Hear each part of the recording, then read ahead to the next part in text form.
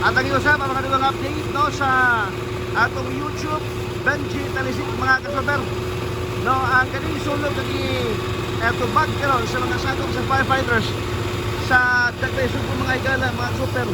Matungura, unya mo ni ang situation karon diri. No? Sa mao ka sulog mga viewers.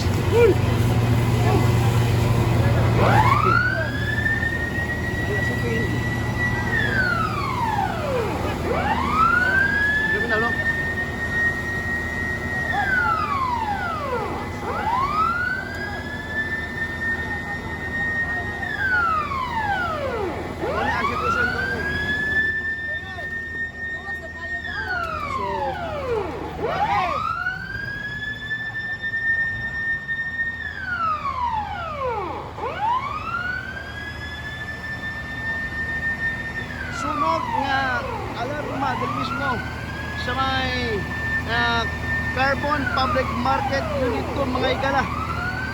Mga kasober ko kung ang paday sa pagikumbati kasi itong mga firefighters dili mismo sa may nag-spark na ang kurente lang mga kasober.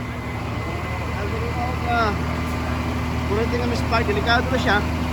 Wala nga mo distansya na gamay, hindi naman itong oras sa ato nga gitubag karang kasulog sa may Unit 2 Public Carbon Public Market mga igala mga kasuper no. O niya ato balik ko na atang sa inyo ang ato paghatag og pinaka-latest update sa atong YouTube Benji Talisik no. Kaning sunog mga kasuper gitubag karon. O niya doon din nga wala pa ni mapaong sa ato mga personnel no, sa Beco kini maong kuryente o sa mga igala mo na nga doon ay pag-spark gamay o kanaga pag-spark sa kuryente yan mismo sa interior portion kini maong nasunog o kini nasunog nga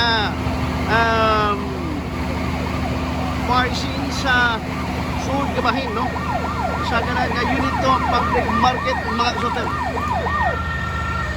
So, nahi daw. Yan na yung fire truck.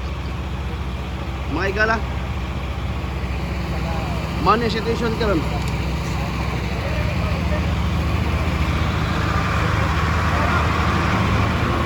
Mga super sumali. Asa.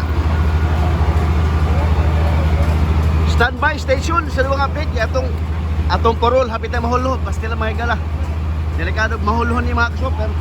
Kung mahuluhan ni magkakabuta na ngit-ngit pasal kita itong kuan no kay murag ko taga break pastilan standby station sa atong YouTube o sa atong page sa Facebook page sa Super Balita Cebu mga kasoper o ang atong YouTube Benji Talisik mga kasoper bag mobile ko tatawag standby mga kasoper.